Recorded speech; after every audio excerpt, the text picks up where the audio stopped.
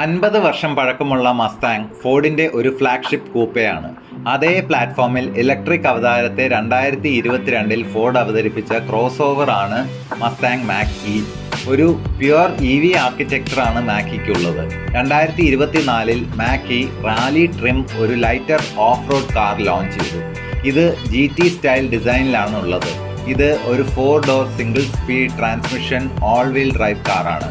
GT performance എഡിഷന് 480 horse പവറും range 435 കിലോമീറ്ററും ടോപ്പ് സ്പീഡ് 193 കിലോമീറ്റേഴ്സുമാണ്. Happy motoring.